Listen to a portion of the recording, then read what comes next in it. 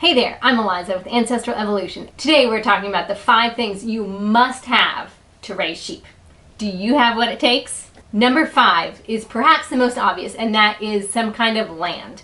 Now this could be land that you own, it could be land that you rent or that you borrow or that you use that belongs to someone else, but you have to at least have access to some land. At minimum, I would say 1 to 2 acres to get started with. And what you're looking for is good pasture land. So good grass, you want something ideally that is sloped slightly, so you don't want to be in a floodplain or an area that is super boggy or mushy, because that is not good for sheep's feet. Also, if you can find something that is south facing, that's even better.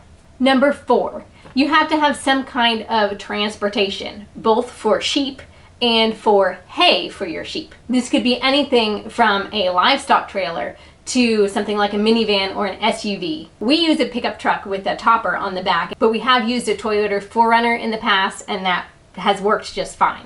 If you plan on feeding round bales and need to move them around your farm, then you're going to need a tractor to be able to move those bales. If you're feeding square bales, those are much easier to deal with and much easier to carry and transport. Number 3, you need to have some kind of fencing to put your sheep in. I recommend using 4x4 woven wire in the perimeter of your area that you are going to be fencing in, and then topped with some barbed wire or a line of electric on the top. You can also run a line of electric on the bottom on the outside if you want to dissuade predators or coyotes or something like that from trying to breach your fence. You're going to want to break that area up into at least 3 pastures. You can run 4x4 woven wire internally as well, or you can run things like barbed wire or electric internally. In addition, some people choose to use the movable electric fencing, which is nice because you can move it. Because wool acts as an insulator, sheep need to be trained on electric when they have a relatively small amount of wool on them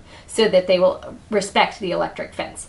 We don't have any electric fences on our property. We go with the 4x4 woven wire because we feel like that's the most secure, but that can be cost prohibitive, especially if you are renting or leasing some land from someone else. So there are 2 really important things about dividing your land into multiple pastures. One is you want to be able to rotational graze. So you don't want your sheep to be on one area for too long. That's going to increase their risk of parasitic infections and just is not good for the pasture also, because sheep will overgraze an area and it will damage the grass. So you want to be able to move your sheep from pasture to pasture and give that first pasture a chance to rest before the sheep come back to it. Second, if you are planning to breed your sheep, there are certain times of year when it is ideal to be able to separate your ram from the rest of the flock. Let me take just a few seconds to tell you about our all-natural tallow soap. It is made from lamb and beef tallow that we render ourselves, and it doesn't have any seed oils or synthetic fragrances in it at all. If you want to learn more, just check it out at ancestralevolution.net. Number 2, you're going to need some kind of shelter for your sheep. Now, sheep are pretty resilient and they're pretty hardy, but they will need some kind of shelter. At minimum, a 3-sided shelter that is facing, so it gives the sheep a windbreak. This could be a barn, it could be a shed, it could be a tarp structure of some kind that you've rigged up, but they do need to have some kind of shelter. And finally, the number 1 thing you need to have in order to raise sheep is water. And along with that, you may need electric as well. So obviously, livestock are going to need water to drink.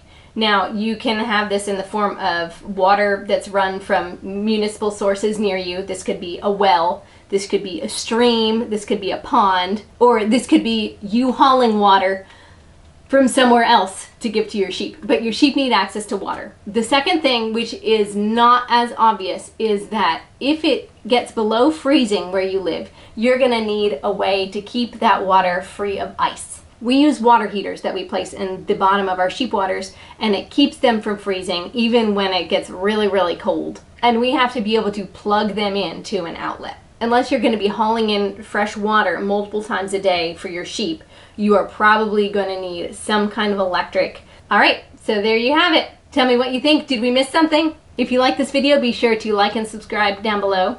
Also, if you haven't checked out our classes on Skillshare, we have some on there too. And as always, our all-natural tallow soap at ancestralevolution.net. See you next time.